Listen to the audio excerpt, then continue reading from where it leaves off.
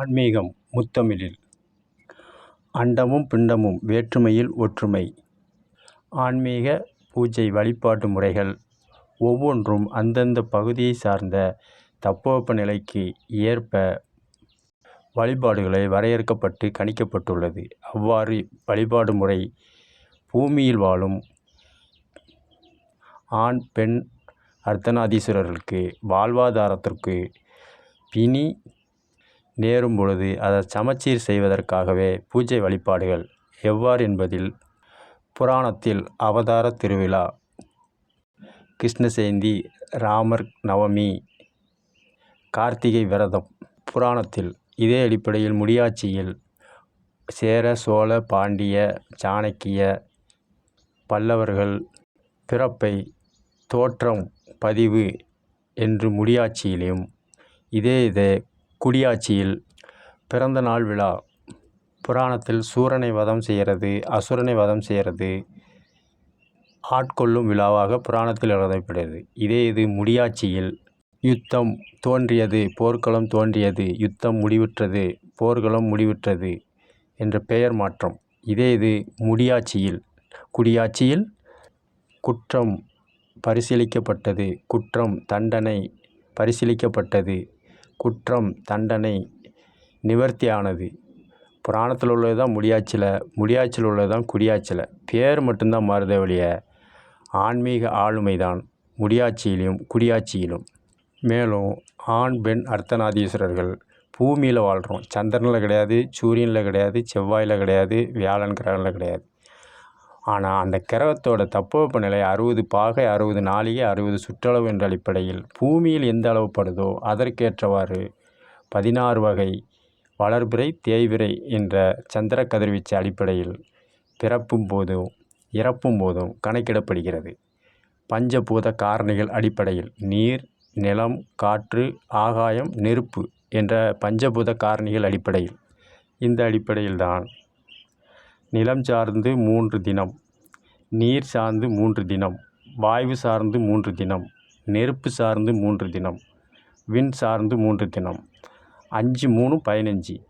இதை தான் 15 நாள் கழித்து 16வது நாளாக விசேஷங்கள் பிறப்பிடத்திலையும் இறப்பிடத்திலையும், அதாவது ஜனனம் மரணம் இரண்டிலையும் கடைபிடிக்கப்படுகிறது. ஆன்மீகம் நம்பிக்கை உள்ளவர்களும் தமிழ் மீது பற்றுள்ளவர்களுக்கு மட்டும். பிறர் மொழிகள் பற்றுள்ளவர்களுக்கோ பிற மொழிகள் பேசுபவர்களுக்கோ இது புலப்படாது. ஆன்மீகத்திலும் நம்பிக்கை வேணும், தமிழ் மொழியிலும் நம்பிக்கை வேணும். இந்த அடிப்படையில் தான் 15 என்ற பஞ்சபூதங்கள் அடிப்படையில் 3 நாட்களும், ஒரு நாள் அந்த ஆன்மா சாந்தி அடைகிறதுக்காக 16வது திதி என்று வரையறுக்கப்பட்டு கணிக்கப்பட்டுள்ளது. ஆன்மீக முத்தமிழில் ஆளுமை வைத்தியம்.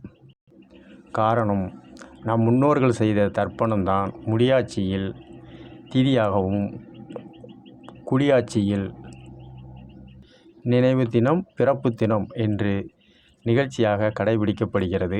ஆன்மீக முத்தமிழில் இந்த அடிப்படையில் நம் தாத்தா பாட்டி, அப்பா அம்மா, நாம், நம் பிள்ளைகள், நம் சந்ததிகள், பேரப்பிள்ளைகள், இந்த அடிப்படையில் நமக்கு நல்லது செய்தவர்களுக்கு நாமும் அவர்கள் பிறப்பு இறப்பு நாள் அடிப்படையில் அவர்களை உயிருடன் இருக்கும்போது எந்த அடிப்படையில் நலன் பேணுவாரோ அதே அடிப்படையில் போது மரணத்தின் போதும் குடும்ப நலம், பேறுகள், கேடு விளைவிப்பவர்களை அவமதிப்பில்லாமல் அவர்களையும் நம் குடும்ப உறுப்பினர்கள் என்ற அடிப்படையில் தாய், தந்தை, தாத்தா, பாட்டி, அப்பா, அம்மா என்ற முறைப்படி சிறியவராக இருந்தாலும் பெரியவராக இருந்தாலும், ஆண் பெண் அர்த்தநாதீஸ்வரர் என்றாலும், இறப்பு என்பது சிறு வயது முதல் இளமை பருவம் வரை, வயோதிக பருவம் வரை 4 தன்மையிலும் நடக்கும். இதனால தான் குழந்தைகள், தாய் தகப்பன், தாத்தா பாட்டி இந்த அடிப்படையில் அவர்களுக்கு 16 என்ற அடிப்படையில் 16வது தினமன்று வளர்பிறை, தேய்பிறை என்ற கணக்கீட்டுப்படி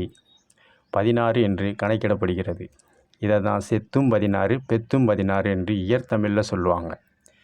காரணம், 16 வகை திதியும் பிறக்கும் போதும் அதை கடைபிடிக்கணும். அப்போனா தான் மகப்பேறு அடைஞ்ச தாய்மார்களுக்கு உடல்நிலை சமச்சீர் வழங்கும். காரணம், மகப்பேறு போது உதிரங்கள் வெளியேறும், ஊன்கள் வெளியேறும். அப்போ உடல் சத்து குறைவாக இருக்கும், சோர்வாக இருக்கும். இதை கொண்டு வர்றது இயற்கை என்ன? நிலம், நீர், காற்று, நெருப்பு, ஆகாயம். இது வர்றதுக்கு 16 தினங்கள் ஆகும். இதனால தான் பெத்தும் 16. இதே மாதிரி குழந்தையாக இருந்தாலும் சரி, வாலிப பருவமாக இருந்தாலும் சரி, தாத்தா பாட்டியாக இருந்தாலும் சரி, யார் இறந்தாலும் அந்த சோர்வு தன்மையிலையும் உதிரம், குருதி, சதை, எலும்பு போன்றவை பழுதடைஞ்சி சோர்வாக இருக்கும். இதை சமம் செய்ய அதே நிலம், நீர், நெருப்பு, காற்று, ஆகாயம் தட்பவெப்பநிலை அடிப்படையில் சமம் செய்ய 16 தினங்கள் ஆவதனால் செத்தும் 16, பெத்தும் 16, செத்தும் 16.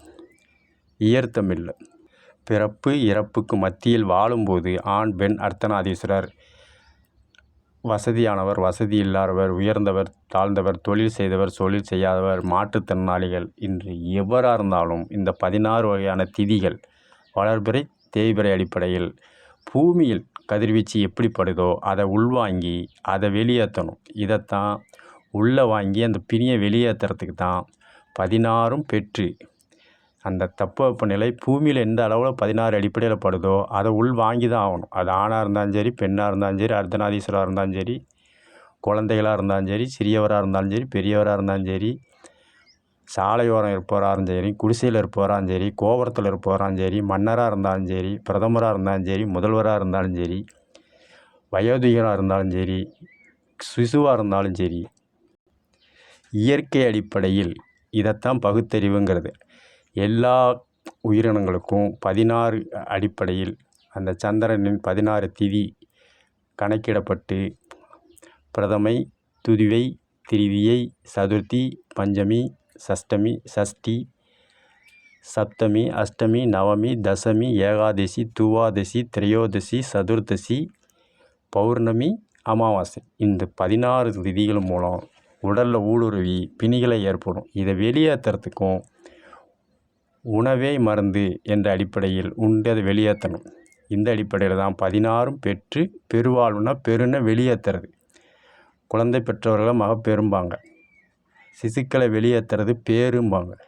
மகன்னா குழந்தை, பேருன்னா வெளியேற்றுறது. இதை சேர்த்து தான் ஆன்மீக முத்தமிழில் மகப்பேருன்னு வச்சாங்க. மக என்றால் குழந்தை, பேரு என்றால் வெளியேற்றுறது. இந்த அடிப்படையில் தான் பேரு என்றால் 16 வகையான கதிர்வீச்சுகளையும் உள்வாங்கி அதை பேரு வெளியேற்றது தான் 16ம் பெற்று பெருவாழ்வு வாழ்க என்று ஆன்மீக முத்தமிழில் கணக்கிடப்பட்டுள்ளது.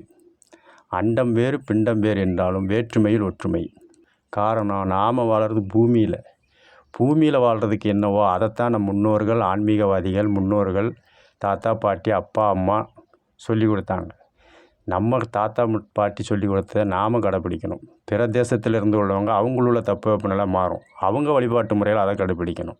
ஆனால் அங்குள்ள தட்பவெப்பநிலை இங்கே இருக்காது, மாறுபடும். அதனால் எங்கே யார் எப்படி எங்கே இருக்காங்களோ அந்த அடிப்படையில் தான் பூஜைகளும் இருக்கும், புனஸ்காரங்கள் இருக்கும், வழிபாடு இருக்கும். எல்லா இடத்துலையும் ஒரே இடத்துல வழிபாடு இருக்காது. காரணம், நோயற்ற வாழ்வே குறைவற்ற செல்வம் என்ற இயற்தமிழ் அடிப்படையில் தாய் தந்தை முப்பாட்டன்கள் இருக்கும்போது நம்ம எப்படி பேணி காத்தாங்களோ அதே மாதிரி அவர்கள் இறந்தபோது அவர்களுக்காக அவர்கள் இறந்த தினத்தன்று கொடுக்கப்படுவது புராணத்தில் திதி, முடியாட்சியில் தர்ப்பணம், குடியாட்சியில் நினைவு அஞ்சலி. பேர் தான் மாறுபடுத ஒழிய ஆன்மீக ஆளுமை, ஆன்மீக வைத்தியம், ஆன்மீக முத்தமிழ். சிலர் விவாதம் பண்ணலாம், உடலுக்குத்தானே பசி, உடல் தான் எரிஞ்சு போதை எப்படி அந்த இதுக்கு பசியை தீர்க்குமாங்க. இது சமையல் கலை தெரிந்த நபர்களுக்கு மட்டும் தெரியும், பிறருக்கு தெரிய வாய்ப்பு கிடையாது. சமையல் செய்யும் ஆண் பெண் அர்த்தநாதீஸ்வரர் யாராக இருந்தாலும் அந்த சமையல் செய்யும்போது திட திரவ வாயுத்தன்மையில் சுவாசம், வாய், விழி, செவி மூலம் அந்த உணவு பண்டங்கள் பதார்த்தங்கள் சுவாசம் மூலம் சுவை அடிப்படையிலும் உணர்ச்சி அடிப்படையிலும் உட்கொள்ளும் பொழுது ஆன்மா என்ற உடலுக்குள் வாயுத்தன்மையில் பசியை ஆறும். இதனால் உணவு தொழில் செய்யும் உணவு சமைப்பவர்களுக்கு பசி என்பது இருக்காது. காரணம், வாயு மூலியமாக அவங்களுக்கு பசி தீர்க்கப்படும். இது இயற்கை. இந்த அடிப்படையில் தான் இறந்தவருக்கு உடல் இல்லாட்டினாலும் அந்த வாயுத்தன்மையில் பசிகள் ஆறப்படுவதனால அவர்களுக்கு திதி என்ற தர்ப்பணம் வழங்கப்படுகிறது. ஆன்மீக முத்தமிழில் இது ஆன்மீக நம்பிக்கை உள்ளவர்களுக்கும் தமிழ் மீது பற்று உள்ளவர்களுக்கு தான் புரியும். இதைத்தான் இசைத்தமிழில் அந்த வாசனை பற்றியும் பாசத்தை பற்றியும் பிணைப்பு பற்றியும் ஆன்மீக முத்தமிழர்களுக்கும் தமிழர்களுக்கு மட்டுமே உள்ளது என்பதை ஈழத்தமிழில் இசைத்தமிழில் உதயகீதம் என்ற நாடகத்தமிழில் உரைத்திருப்பார்கள். பாதை கொஞ்சம் மாறினாலும் பாசம் விட்டு போகுமோ, தாழம்பூவை தூரம் வைத்தால் வாசம் விட்டு போகுமோ. காரணம், பாசம் சண்டை போட்டு இங்கேருந்து எந்த தேசத்துக்கு போனாலும் பாதை மாறி போனாலும் பாசம் விட்டு போகாது. அதே மாதிரி தாழம்பூன்னு ஒரு பூவை அதை இருக்கிற இடத்துல எங்கே இருந்து பார்த்தாலும் அந்த வாசனை நம்ம வந்து சேர்ந்துடும். ஆனால் கண்ணால் பார்க்க முடியாது, வாசம் தெரியும். ஆக ராகு என்ற வெப்பக்காற்று, கேது என்ற குளிர்காற்று மூலியமாக பாசம் என்பதையும் வாசம் என்பதும், பாசம் என்பது உயிரோடு இருக்கும்போது, வாசம் என்பது இறந்ததுக்கு அப்புறமும் அவர்களுக்கு தர்ப்பணம், திதி, நினைவஞ்சலி கொடுக்கறது.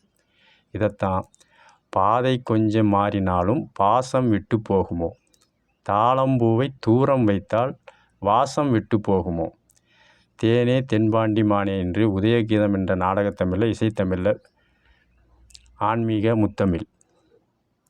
காரணம், சுவாசத்தின் மூலியமாக உணவுகள், சுவை, சத்துக்கள், உயிர் சத்துக்கள் உடலில் ஊடுருவும். இதனால் பசி அடங்கும், தாகம் அடங்கும். இதைத்தான் வழிபாடு, முன்னோர்கள் வழிபாடு, தர்ப்பணம், திதி, நினைவஞ்சலின்னு பேரை தான் மாற்றிருக்க ஒழிய ஆன்மீகத்தில் சொன்னது தான் முடியாச்சில் சொன்னது தான் குடியாச்சில். தர்ப்பணம் கொடுத்தா அவங்க உடம்பு ஏற்றுக்காடு, உடம்பு இல்லாத எப்படி சாப்பிடான்னு சொல்கிற ஆளே ஒரு இறந்தவருக்கு முன்னால் கனிகள், காய்கள், உணவுகள் பரிமாறினாங்க.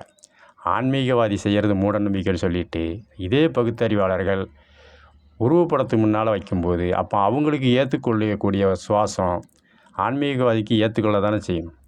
இதைத்தான் மூளை செலவு என்று ஆங்கிலத்தில் பிரெயின் வாஷ் மூலியம் குளறுபடி செய்து சில நபர்கள் தவறுகளை நியாயப்படுத்தி பிறர் மீது கட்டாயமாக உட்புகுத்துவது, திணிப்பது, ஆவேசம், ஆதிக்கம் என்பது. ஆனால் ஆன்மீகம் முத்தமிழ், தமிழ்லே நம்பிக்கை வேணும்.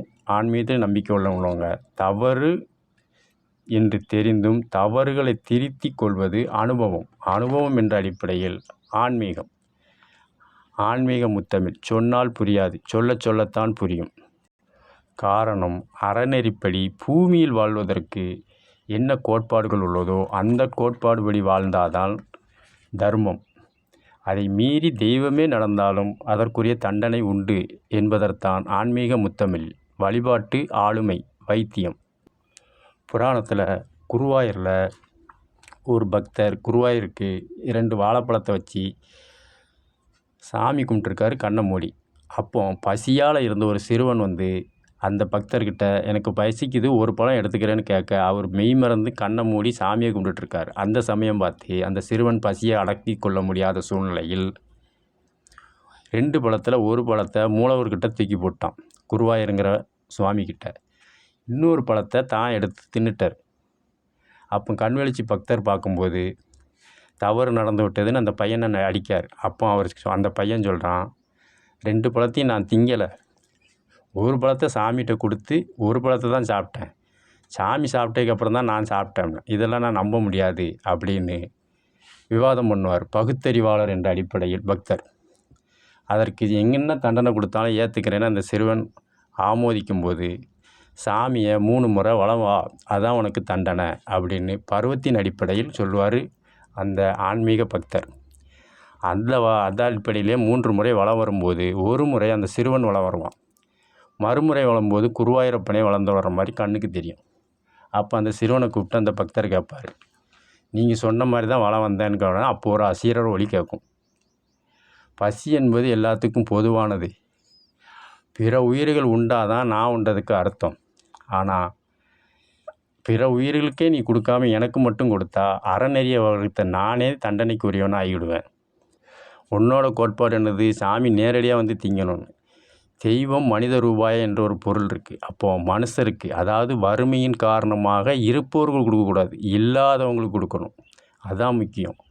அந்த பையன் இல்லாதவன் வறுமையின் காரணமாக, பசியின் காரணமாக தான் ஒரு பழத்தை தின்னான். அவன் உணவுப் பொருளை கழிவுப் பொருளாக்கவோ சேதாரம் படுத்தவோ இல்லை. அந்த பசியவே என்னால் தீர்க்க முடியாத போது நான் மூலவராக இருந்து நான் வகுத்த வழிபாட்டையே கடைபிடிக்கலைன்னா அந்த தப்புக்கு நானும் உடந்ததானே எனக்கு தெரிஞ்சு தான் ஒரு பழத்தை ஏண்ட தந்துட்டார்.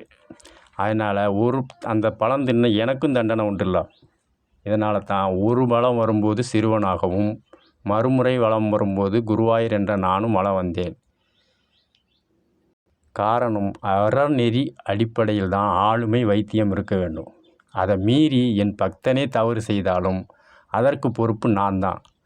அதை பிற மக்களுக்கு வரக்கூடிய சந்ததிகளுக்கும் தெரிவிக்கவே இந்த திருவிளையாடல் பதிவு என்று குருவாயூரப்பர் அந்த பக்தருக்கு உரைத்தார். காரணம் தெய்வம் வகுத்த வழிபாட்டு அறநெறிப்படி உணவு வழங்குறதிலும் ஆளுமை செய்கிறதிலும் இருக்கணும். அதையே மீறி நடந்தால் அந்த தண்டனை வகுத்தவருக்கே போய் சேரும். இதனால தான் குருவாயூரப்பன் பழத்தில் 2 பழம் கொடுல, 1 சுவாமிக்கு போட்டதுனால சுவாமியும் வலம் வந்தார், சிறுவன் சாப்பிட்டனால சிறுவனும் வலம் வந்தான். இதைத்தான் தவறுகளை திருத்திக் கொள்வதுதான் அனுபவம் ஆன்மீகம். ஆனால் தவறுகளை நியாயப்படுத்தி பிறர் மீது சுமத்துவது ஆதிக்கம்.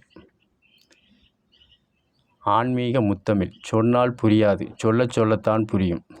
காரணம் வறுமையின் காரணமாக வயிறுப்பசி என்று பிணியை எவர் ஒருவர் தீர்க்கிறார்களோ அவர்கள் ஆன்மீக வழிபாடு முறைப்படி அறநெறிப்படி தெய்வத்துக்கு அந்த பொருள் ஒப்படைத்ததாக வரையறுக்கப்பட்டுள்ளது ஆன்மீக முத்தமிழில். இந்த அடிப்படையில் சரீரம் என்பது சிறுவனாகவும் ஆன்மா என்பது குருவாயூராகவும் மாறி மாறி வலம் வருகிறது. இதைத்தான் இருந்தும் இறந்தும் வாழ்கிறார்கள் என்று ஆன்மீக முத்தமிழில் கணிக்கப்பட்டுள்ளது. ஆன்மீக ஆளுமை, ஆன்மீக வைத்தியம், ஆன்மீக முத்தமிழில். ஆன்மீக மீதும் பற்று வேணும், தமிழ் மொழி பற்று மீதும் பற்று வேணும். இரண்டும் பற்றில்லாதவர்களுக்கு புலப்படாது. காரணம் தன்னலம் பாராமல் பிறர் நலம் பார்க்க வேண்டும். இவர் தன்னலத்தை மட்டும் கருதுனால தான் அந்த குருவாயூரப்பர் நிகழ்ச்சி புராண பதிவேடில் உள்ளது. இதையே கவிஞர் வாலி அவர்கள் இசைத்தமிழில் நேற்று இன்று நாளை என்ற நாடகத்தமிழ் மூலம் எழுதியிருப்பார். பொது சேவை செய்கிறது தலைவர்களும் தொண்டு. இதை விளம்பரப்படுத்துறது ஆதாயம் தேடுறதுக்காக. காரணம் இல்லாதவங்களுக்கு கொடுக்கறது தான் ஆன்மீக அறநெறி. இருப்பவங்களுக்கே மீண்டும் மீண்டும் கொடுத்தா தான் மட்டும் வாழணும், மற்றவங்க எப்படியும் போகிறாங்க, சுயநலம். இதைத்தான் தெருவாய் கூட்டுவது பொதுநலத்தொண்டு, ஊரார் தெரிந்து கொள்ள படம் பிடித்தால் சுயநலம் உண்டு. மக்கள் நலம் என்றே சொல்லுவார், தன் மக்கள் நலம் மீது ஒன்றே தான் நினைவில் கொள்வார் என்று இயற்தமிழில் உள்ளதை இசைத்தமிழில் புராணத்தில் உள்ளதை நேற்று இன்று நாளை என்ற நாடகத்தமிழில் மக்கள் திலகம் பாடி கவிஞர் வாலி அவர்கள் எழுதின புராண அடிப்படையில் உள்ள கவிதை அடிப்படையில் புனைப்பெயர் அடிப்படையில் வரையறுக்கப்பட்டுள்ளது ஆன்மீக முத்தமிழில். காரணம் புராணத்திலும் சரி, முடியாட்சியிலும் சரி, குடியாட்சியிலும் சரி, அவரவர் காசுகளை செலவு செய்தால்தான் பொதுநலம். பிறர் நிலம் இருந்து வரி என்ற அடிப்படையில் மக்கள் பணத்தையே மக்கள் கொடுப்பது சேவை கிடையாது. தன் உழைப்பிலிருந்து வருவது தான் ஆன்மீகத்தில் உள்ள சேவை. பிறரிடமிருந்து வாங்கி அதை சமம் செய்யாமல் தான் மக்கள் தன்னோட பிள்ளைகள் தன்னோட குழந்தைகளுக்கு சேகரித்து வைப்பதைத்தான் சுயநலம் என்பதை ஆன்மீக முத்தமிழில். காரணம் ஆன்மீக மேலேயும் சில நபர்கள் தவறான வகையில் தமிழ் மொழி மீது தவறான மொழிபெயர்ப்பு மூலம் பொருளீட்டி வருகிறார்கள். இயற்தமிழில் பிடித்து எடுத்த பெருமான் அதை பிடுங்கினான் அனுமான் பாருங்கள். இது ராமேஸ்வரத்தில் ராமர் பாவதோஷம் நீங்கிறதுக்காக அனுமனை காசியில் போய் சுயம்புலிங்கம் எடுத்துகிட்டு வர்றதுக்கு காலதாமதமானனால சீதையின் கையினால் ராமேஸ்வரத்தில் மணலில் பிடிச்சி சிவபெருமானை பிடிச்சி வழிபட்டு தோஷத்தை நீக்கினார் ராமபிரான் ராமேஸ்வரத்தில். அனுமன் காசியிலிருந்து காசி விஸ்வநாதர் ஆலயத்தில் சுயம்புலிங்கத்தை எடுத்து பைரவரிடம் சண்டையிட்டு அதன் மூலம் இங்கே கொண்டு வரும்போது ராமரோட பாவதோஷம் குறிப்பிட்ட நாளுக்குள்ளே செய்யலைன்னா அவர் மீண்டும் அவதாரம் எடுத்து விஷ்ணுவாக தோன்ற வாய்ப்பில்லை என்பதற்காக குறிப்பிட்ட நாளிகை, குறிப்பிட்ட நேரம், குறிப்பிட்ட மணி அடிப்படையில் சிவன் வழிபாட்டை மண்ணால் செஞ்சு பூஜையை முடிச்சிருவார். இதை கண்ட அனுமான், நான் வரதுக்குள்ளே எப்படி பூஜையை செஞ்சீங்க அப்படின்னு கேட்க, அப்போ ராமர் சொல்கிறாரு, காலத்தில் அந்தந்த காலத்தில் நடக்கணும். காலம் தவறுனா மாறி தவறுகள் நடக்கும். அறநெறியை வகுத்த நாமே விதியை மீறக்கூடாது. அப்படியே நான் செஞ்சது தவறுனா அந்த சிவலிங்கத்தை நீ எடுத்துக்கிட்டு நீ கொண்டு வந்த சிவலிங்கத்தை வையின்னு ராமபிரான் அனுமன்ட்ட சொல்லுவார். அப்படி ராமபிரான் அனுமன்ட்ட சொல்லக்கூடிய சூழ்நிலையில் அனுமன் அந்த மண்ணால் பிடிக்கப்பட்ட சிவலிங்கத்தை வாளால் பிடுங்குறார். வானரங்களுக்கு வாளில் தான் அதிகமான பலம். அனுமன் வானரம். இதனால் அவர் பிடுங்கினார்னா கையால் எடுத்தால் தான் எடுக்காது. இது வாளால் பிடுங்கினார். ஆனால் அந்த சிவலிங்கம் வரலை. இதைத்தான் பிடித்து எடுத்த பெருமான், மண்ணால் பிடித்து எடுத்த சிவபெருமான். இன்னுனா தான் சிவபெருமான், இல்லுன்னா பெருமாளை குறிக்கும். ஆனால் இங்கே சொல்கிற இன்னு பெருமானுங்கிறது சிவபெருமான். ராமேஸ்வரத்தை பாவத்தை போக்குறதுக்காக சிவலிங்கத்தை மண்ணால் பிடிச்சது, பிடித்து எடுத்த பெருமான். அதை பிடுங்கினான் அனுமான். வாளால் அனுமான் பிடுங்கினார். இது பொருளீட்டும் அடிப்படையில் மாற்றம் செய்யப்பட்டுள்ளது. பிடித்து எடுத்ததை பிச்சை எடுத்ததை அப்படின்ட்டாங்க. பெருமான்கிற சிவபெருமானுங்கிறத சொல்லாமல் இல்லை சேர்த்து பெருமாள்ட்டாங்க. பிச்சை எடுத்து தான் பெருமாள், அதை பிடுங்கினா அனுமானுமாங்க. இது புராண அடிப்படையிலையும் பார்த்தாலும் தவறு, மொழி அடிப்படையில் பார்த்தாலும் பிழை, பகுத்தறிவு அடிப்படையில் பார்த்தாலும் பிழை. எப்படின்னா, ராம அவதாரத்தை தான் காட்சியாக பார்க்கணுன்னு கோட்பாடு, கொள்கை, குறிக்கோளாக வச்சுருந்தார் அனுமார். அப்படி இருக்கும்போது பெருமாளை எப்படி நேரில் பார்த்துருப்பார்? இது புராணத்துக்கும் எதிரானது, பகுத்தறிவு அடிப்படையிலும் எதிரானது. பெருமாள் பிறந்தது புரட்டாசி மாதம் திருவோண நட்சத்திரம் ஏகாதசி திதி. ஆனால் அனுமன் பிறந்தது மார்கழி மாதம் அமாவாசை திதி மூல நட்சத்திரம். புரட்டாசிக்கும் மார்கழிக்கும் 3 மாதம் இடைப்பட்ட காலத்தில் பிறக்காமல் இருக்கும்போது முன்னால் புரட்டாசியில் பிறந்த பெருமாளை அனுமான் எப்படி தட்டி பறிச்சிருப்பார்? இது பகுத்தறிவு மூலமும் புலப்படாது, புராண அடிப்படையிலும் பிழை. காரணம், அரசாங்கத்துக்கு சேரக்கூடிய வரி பணம் கெட்டாமல் கருப்பு பணமாக வச்சிருப்பவர்கள் அதை காலத்தின் சூழ்நிலையில் அரசாங்கம் அமலாக்கத்துறை என்ற அடிப்படையில் பிடிக்கும் பொழுது நானே பிச்சை எடுத்து வச்சுருக்கேன், அதை தட்டி பறிக்காங்களாம்பாங்க. காரணம், தவறுகளை பிறர் மீது சுமத்துவது ஆவேசம், ஆதிக்கம். இதைத்தான் புராணத்தில் நடக்குங்கிறத நிகழ்த்திய புராண வழிபாடு தான். பிச்சை எடுத்து தான் பெருமாள், அதை பிடுங்கினா அனுமானுமாங்க. மொழி அடிப்படையிலும் பொருளீட்டி கருப்பு பணத்தை ஆதாயம் தேடுவதற்காக ஆன்மீகத்திலையும் குளறுபடி, மொழியிலையும் குளறுபடி. அதனால தான் ஆன்மீக நம்பிக்கை வேணும், தமிழ் மொழி மீதும் நம்பிக்கை வேணும். 2 மொழி மேலும் ஆன்மீகத்தை மேலும் நம்பிக்கை இல்லாதவர்களுக்கு இது புலப்படாது. இதைத்தான் பிடித்து எடுத்த பெருமான், மணலால் பிடிச்சு எடுத்த சிவபெருமானை அதை பிடுங்கினான் அனுமான். வாளால் பிடுங்க பார்த்தாரு, முடியலை. ஆனால் பொருளீட்டுறதற்காக பிச்சை எடுத்தான் பெருமாள், அதை பிடுங்கினாராம் அனுமாருன்னு நடக்காத நிகழ்வை, புராணத்தில் இல்லாத பதிவேலை, தமிழ் மொழியில் இல்லாத எழுத்துக்களை தமிழ் மொழியில் குழப்புபடி செய்து கருப்பு பணம் வைத்திருப்பதற்காக பறைச்சாற்றப்பட்டது தான் பிச்சை எடுத்தான் பெருமாள், அதை பிடுங்கினா அனுமார். இதற்கு ஆன்மீகத்திலும் நம்பிக்கை வேணும், தமிழ் மொழி மீது நம்பிக்கை வேணும். 2லும் நம்பிக்கை இல்லாதவர்களுக்கு புலப்படாது. மேலும் பெருமாள் அவதாரத்தில் குபேரனிடம் பெருமாள் கடன் தான் வாங்கியிருக்கார். இதுவும் புராண பொழிவு, தமிழில் தான் இருக்குது. அவர் பிச்சை எடுத்ததாக எங்கேயும் புராணத்தில் சொல்லலை. ஆக மொத்தம் தமிழையும் குளறுபடி செய்து ஆன்மீகத்தையும் குளறுபடி செய்து சில நபர்கள் கருப்பு பணத்தை தன் சுயநலத்திற்காக பயன்படுத்தி கொள்ள ஆன்மீகம் முத்தமிழில் சூட்சமமாக களவாடுவதை, தவறு செய்வதை பிறர் மீது சுமத்தி பொருளீட்டுகிறார்கள். இது ஆணாகவும் இருக்கலாம், பெண்ணாகவும் இருக்கலாம், அர்த்தநாதீஸ்வரராக இருக்கலாம். காரணம், தவறு என்பது பிறர் மீது பழியை சுமத்தி தான் தப்பித்து கொள்வதற்கு. ஆனால் தவறுகளை திருத்தி கொள்வதுதான் ஆன்மீகம். ஆன்மீக முத்தமிழ் சொன்னால் புரியாது, சொல்லத்தான் புரியும். தர்ப்பணம் என்பதை தசரதனுக்கு சீதை என்ற பெண்மகளும் கொடுத்திருக்கிறார்.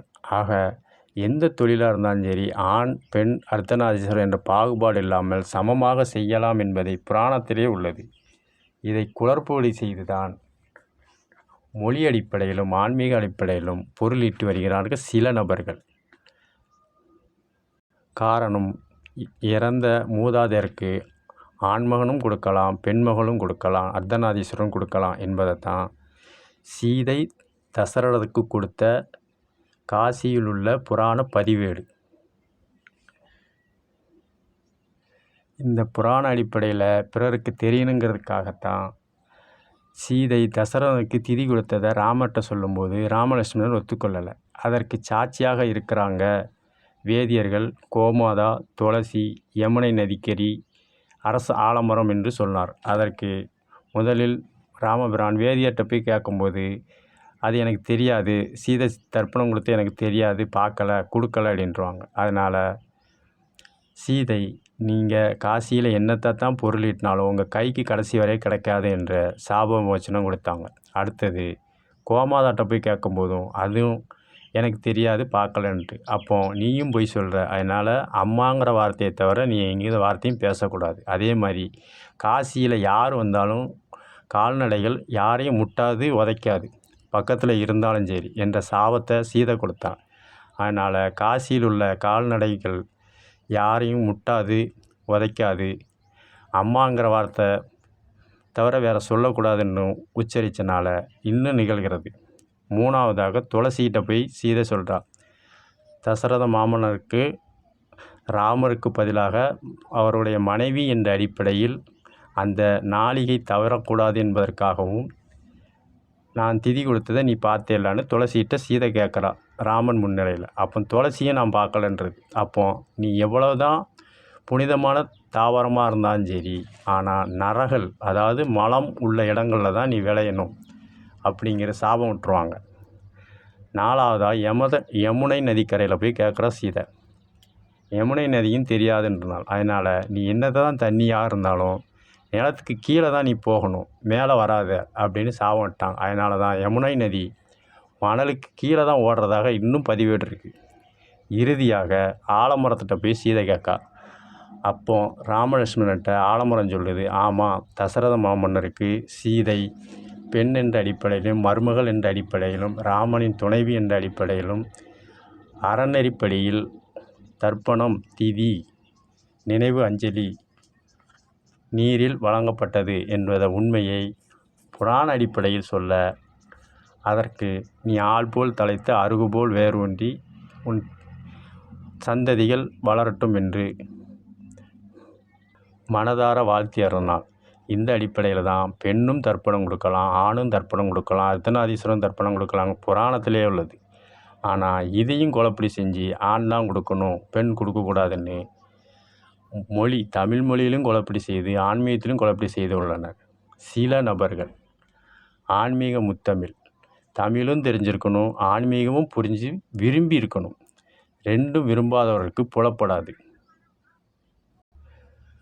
முடியாச்சிலியம் அங்கவை சங்கவை என்ற அதியமானின் மகளே அதியமானுக்கு தர்ப்பணம் பண்ணியிருக்கிறாங்க. இது ஔவை மூதாட்டி தமிழ் பாட்டி அடிப்படையில் புராண அடிப்படையில் பதிவேட்டில் உள்ளது. இதைத்தான் குடியாச்சிலியம், யார் வேணாலும் தர்ப்பணம் கொடுக்கலாம் என்பது. இதில் ஆண் பெண் அர்த்தநாதீஸ்வர் பாகுபாடு கிடையாது, அனைவரும் சமம் என்ற அடிப்படையில் ஆன்மீக முத்தமிழ்.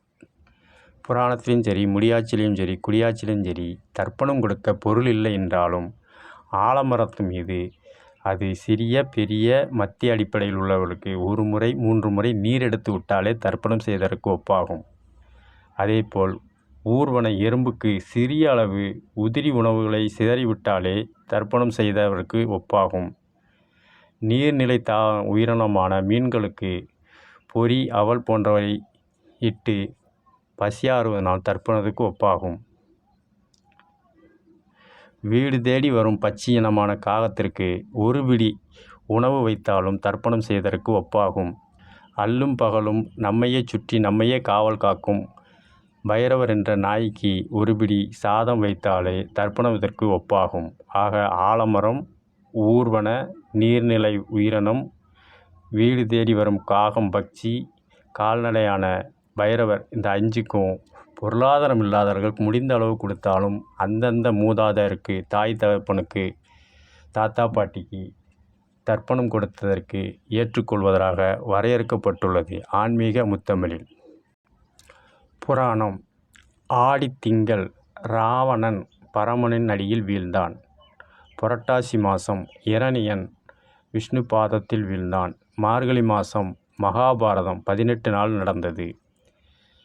பங்குனி மாதம் பிரம்மன் முடியற்றது.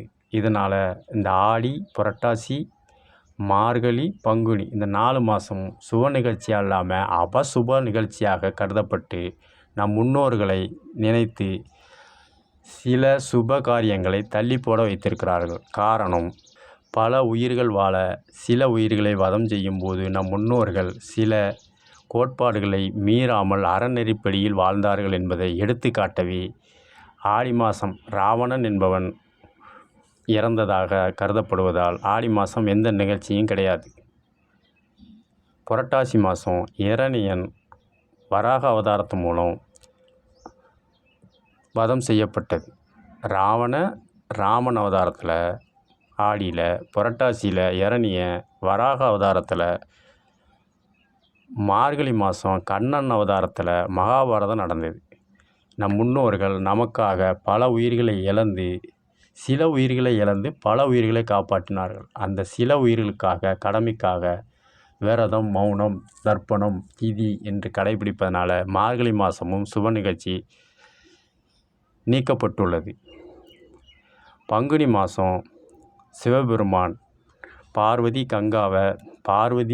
யமுனாவை சிவன் என்ற பெயருடைய சோமன் என்றும், கங்கா யமுனா என்ற பெயரில் திருமணம் முடிக்க தட்சணையாக பிரம்மனுக்கு 5வது சிரசில் தட்சணை கொடுக்கணும்னு கேட்கும்போது 4 பக்கம் 4 திசை இருக்குது, 5வதாக உள்ள திசை எதுன்னு தெரியாது, அதனால் எப்படி கொடுக்கன்னு கேட்க 5வது திசையே தெரியல அழிக்கும் கடவுளான சிவபெருமானுக்கு அப்போ நான் தான் பெருசுன்னு பிரம்மா தலைக்கணத்தில் அகம்பாகம் என்ற அடிப்படையில் சில விவாதங்கள் நடந்ததுனால இந்த 5வது தலைதான பிரச்சனைன்னு சிவபெருமான் 5 தலையுடைய பிரம்மனை ஒரு தலையை பிடுங்கி எடுத்துடுறார். இதனால் அந்த தலையை கையோட திருவோடாக மாறட்டும்னு பிரம்மா சாபம் விட்டுறார். இது பங்குனி மாதம் நிகழ்ந்தது. படைக்கும் தொழில் படைத்த விஷ்ணு இதற்கு பரிகாரமாக அன்னபூரணியிடம் அந்த கபால ஓட்டை நிரப்ப பிச்சை எடுத்து வந்தவர் சிவபெருமான் பிச்சாண்டி என்ற பெயருடையவரை அன்னபூரணியிடம் கூட்டிகிட்டு போய் அன்னம் விட்டு அந்த கபாலத்தை உடச்சி பாப விமோச்சனம் தந்தார். இது பங்குனி மாதம் நிகழ்ந்தது. இதனால் பங்குனி மாதமும் எந்த சுப நிகழ்ச்சியும் கிடையாது. காரணம், பல உயிர்கள் வாழ சில உயிர்கள் ஆன்மீக அடிப்படையில், தமிழ் மொழி அடிப்படையில் உயிர் தியாகம் செய்ததனால் அறநெறி கடைபிடிக்கப்பட வேண்டும் என்று தெய்வமே தண்டனை பெற்றது என்பதை தெரிந்து கொள்ளவே ஆடி மாதம் ராவணன் இறந்தது சுப நிகழ்ச்சி கிடையாது. புரட்டாசி மாதம் இரணியன் வராக அவதாரத்து மூலம் அழிஞ்சது, அதனாலும் சுப நிகழ்ச்சி ஒத்திவைக்கப்படுகிறது. மார்கழியில் மகாபாரதத்தில் பல உயிர்கள் இழந்து சில உயிர்கள் இழந்து பல ஆயிரம் உயிர்களை காப்பாற்றியிருக்கிறாங்க. அதனால் மார்கழியிலும் சுப நிகழ்ச்சிகள் கிடையாது. பங்குனியில் பிரம்மனோட முடியை திறந்ததுனால சிவனுக்கு சாபம் ஏற்றுவதனாலையும் விஷ்ணு என்பவர் விமோச்சனம் அன்னபூர்ணி மூலம் கொடுத்ததுனாலையும் அவர் பேர் பிச்சாண்டி என்று சிவபெருமானுக்கு ஒரு பேர் உண்டு. இதனால தான் ஆடி, புரட்டாசி, மார்கழி, பங்குனியில் முன்னோர்களுக்கு நினைவாக எந்த நிகழ்வும் கிடையாது. ஆனால் ஆலய வழிபாடுகள் அனைத்தும் நடக்கும். காரணம், தவறுகள் நடப்பது திருத்திக் கொள்வது ஆன்மீகம், ஆனால் தவறுகளை அடுத்தவர் மீது புகுத்துவது ஆவேசம். இந்த அடிப்படையில் தான் தெய்வமே அறநெறி அடிப்படையில் பூமியில் வாழ சில கோட்பாடுகள் அறநெறிகளை வளர்த்திருந்ததை மீறி நடந்தாலும் அவர்களும் தண்டனை பெற்றவர்கள். தெய்வத்துக்கே தண்டனைங்கும் போது அவர் வழி வந்த தாத்தா பாட்டி, அப்பா அம்மா, நம்ம பிள்ளைகள், நம்ம பேர பிள்ளைகளுக்கும் தொடரும் என்பதற்காக தான் ஆன்மீக முத்தமிழில் ஆளுமை வைத்தியம். இது தமிழ் மீதும் பற்று வேணும், ஆன்மீகத்தை மீதும் பற்று வேணும். அப்படின்னா தான் புலப்படும். ஆடி மாதம் ராவணன் இறந்தது, புரட்டாசி இரணியன் இறந்தது, மார்கழி மகாபாரதம், பங்குனியில் பிரம்மன் முடியற்றது. இதனால தான் ஆடி, புரட்டாசி, மார்கழி, பங்குனி இந்த 4 மாதங்களும் தமிழர்கள் தமிழ் மீது பற்றுள்ளவர்கள், ஆன்மீகத்து மீது பற்று உள்ளவர்கள் மூதாதையர்கள் நினச்சி மௌன விரதம், வழிபாடு, பூஜை புனஸ்காரங்கள் செய்கின்றனர். இதே தான் முடியாட்சியிலையும் குறிப்பிட்ட சேர, சோழ, பாண்டிய, பல்லவர், சாணக்கிய மன்னர்கள் சொல்லி வெள்ளி விழா, பவள விழா, நூற்றாண்டு விழா, பொன் விழான்னு கொண்டாடுறாங்க. ஏற்கனவே ஆடி மாதம், புரட்டாசி மாதம், மார்கழி மாதம், பங்குனி மாதம் நிகழ்ந்த முன்னோர்கள் வழிபாட தடை சுப நிகழ்ச்சிகள் விட்டு அவர் நிகழ்வுகளை நினைவு கூறுவது. இதைத்தான் முடியாட்சியில் முத்து விழா, பவள விழா, தங்க விழா, பொன் விழான்னு இருக்காங்க சேர, சோழ, பாண்டிய, சாணக்கிய மன்னர்களுக்கு. இதையத்தான் குடியாட்சியிலையும் குறிப்பிட்ட தலைவர்கள் பெயரை சொல்லி, அதாவது சேவை செய்தவர்கள், அதுதான் முக்கியம். தன்னலம் பாராமல் பிறர் நலம் கருதி மக்களுக்காக, மக்கள் சேவை செய்தவர்களுக்காக நமது தாத்தா பாட்டி அவர்களுக்கு நினைவாக நம்ம அப்பா அம்மா எடுத்திருப்பாங்க. நம்ம அப்பா அம்மா நினைவுக்காக நாம் எடுக்கணும். நம்ம ஆயுளுக்கு பின்னால் நம்ம பிள்ளைகள் அதே நினைவில் இருப்பாங்க. அவர்களுக்கு பின்னால் நம்ம பேர பிள்ளைகள். இது புராணத்தில் நடந்தது தான் முடியாட்சியில் நடந்தது தான் குடியாட்சியில். பேர் தான் மாறுதே ஒழிய மகாபாரதத்தில் சொன்ன மாதிரி செயல் ஒன்று தான், மாற்றம் ஒன்று தான் நிரந்தரம். மாற்றம் என்பது பேரை மட்டும்தான் உங்களால் மாற்ற முடியும். மற்றபடி புராணத்தில் நடந்தது தான் முடியாட்சியில் நடந்தது தான் குடியாட்சியில். இது பகுத்தறிவாளர்கள் கிடையாது, தர்ப்பணம் கிடையாது, உடம்பு ஏற்றுக்கிடாது, ஆன்மான்னு ஒன்று கிடையாதுன்னு சொல்கிறவங்களே, உருவ வழிபாடு கூடாதுன்னு சொல்கிறவங்களே அதே உருவ வழிபாடு செஞ்சு நம்மளை படைக்கக்கூடாதுன்னு காய், கனி, சாதம் அதே படத்துக்கு முன்னால் வச்சு கும்பிட்றாங்க. அப்போ அவங்க வச்சு கும்பிடும்போது ஏற்றுக்கிறது, நாம் வச்சுக்கிறது மூட நம்பிப்பாங்க. இதைத்தான் தவறுகளை திருத்தி கொள்வது ஆன்மீகம், அனுபவம். தவறுகளை பிறர் மீறி சுமத்தி பொருள் ஈட்டுவது ஆவேசம், ஆதிக்கம். ஆன்மீக முத்தமிழ் சொன்னால் புரியாது, சொல்லத்தான் புரியும். மேலும் இரணியாட்சனை வராக அவதாரத்திலும் நரசிம்ம அவதாரத்திலையும் அழித்ததுனால அவன் கேட்ட வர அடிப்படையில் அன்றும் இன்றும் அதே அடிப்படையில் ஆன்மீக முத்தமிழ் வழிபாட்டு முறைகள் கடைபிடிக்கப்படுகிறது. வாசப்படியில் இருந்து எதுவும் கொடுக்கவும் கூடாது, வாங்கவும் கூடாது. வாசப்படிக்கு உள்ளே வரணும், இல்லை வெளியில் போகணும். இது எதுக்கு சொன்னாங்கன்னா, இரணியன் தவ வலிமையால் விஷ்ணுவிடம் கேட்கும்போது, நான் வீட்டுக்கு உள்ளேயும் சாவக்கூடாது, வெளியிலையும் சாவக்கூடாது, விண்ணுலகிலையும் சாவக்கூடாது, மண்ணுலகிலையும் சாவக்கூடாது, எந்த ஆயுதத்தாலையும் சாவக்கூடாது, எந்த மனுஷனாலையும் சாவக்கூடாது, எந்த மிருகத்தாலையும் சாவக்கூடாது என்ற அடிப்படையில் தான் வரம் வாங்கியிருப்பான். இதனால தான் ஆயுதம் இல்லாததுனால பல்லு, நகம் இது இயற்கையாக உள்ளது, இது ஆயுதமாக கருத முடியாது. இதனால தான் இரணியனை வதம் செஞ்சார். பூமிக்கு உள்ளேயும் இல்லாமல் வெளியும் இல்லாமல் சாகணும்னு கேட்டிருப்பான். அப்போ வாசப்படி உள்ளே போனால் உள் போகிற வாரம், வெளியில் வந்தால் வெளியே போகிற வாரம், ரெண்டுக்கும் மத்தியில் வாசலில் இருந்து அவரை வதம் செஞ்சார். இதனால தான் இரணியனை நகத்து மூலம் ஆயுதம் இல்லாமல் செஞ்சார். உள்ளும் புறமும் இல்லாமல் மத்தியில் வாசப்படியில் வச்சு வதம் பண்ணார். இரவும் இல்லாமல் பகலும் இல்லாமல், பகல் பொழுது முடிஞ்சு இரவு ஆரம்பிக்கக்கூடிய 6 மணி நேரம், மாலை அந்தி சாயும் பொழுது, மனுஷ உடல், மிருகத்தலை, அதான் நரன் என்றால் நர, சிம்மம் என்றால் விலங்கு. இதை தான் நரனும் சிம்மமும் சேர்த்ததான் நர சிம்மன் என்ற அவதாரம். இதனால தான் வாசப்படி உள்ளே இல்லாமல் வெளியே இல்லாமல் மத்தியில் வதம் செஞ்சார். ஆயுதம் இல்லாமல் நகத்தாலையும் பல்லாலையும் கொன்னார். மனுஷனாக இல்லாமல் மிருகமும் இல்லாமல் வதம் பண்ணார்.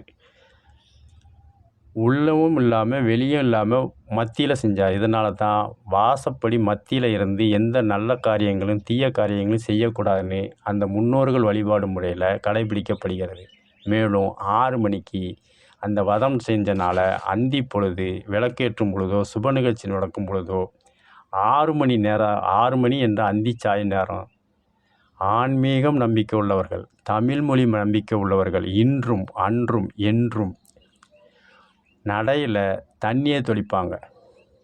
அந்த இறந்ததை கழுவி விடுறதுக்கு ஒப்பாக தண்ணியை தொளித்து விளக்கேற்றுவாங்க. இதைத்தான் முன்னோர் வழிபாடு என்று ஆன்மீக முத்தமிழில் சொன்னால் புரியாது, ஆன்மீக முத்தமிழ் சொல்லத்தான் புரியும். இதைத்தான் வாசப்படியிலேருந்து கொடுக்கவும் கூடாது, வாங்கவும் கூடாது. ஒன்று உள்ளே வாங்க, இல்லை வெளியில் போங்க. ஏன்னா அந்த இடத்துல வதம் பண்ணுறதுனால நம் முன்னோர்களை நடந்தது தான் நமக்கும் நடக்கும். அதனால் சில சுப நிகழ்ச்சிகளை தவிர்த்து அபசுப நிகழ்ச்சிகளை நினைவு கூறுவது தான் ஆன்மீக வழிபாடு. அந்தி சாயும் பொழுது வாசலில் சில ஜலம் தொளித்து வழிபாட்டு முறை. மீண்டும் அந்த தீய செயல் உள்ளே வராமல் இருக்கிறதுக்காக மண்ணால் செய்யப்பட்ட அகல் விளக்குகளை வாசப்படியில் மத்தியில் உள்ளும் இல்லாமல் புறவும் இல்லாமல் நெருப்பு தீயவைகளை அகற்றும் என்பதற்காக வாசல் மத்தியில் 2 ஓரங்களிலும் தீபம் ஏற்றுவார்கள். ஆன்மீக முத்தமிழ் ஆளுமை வைத்தியம்.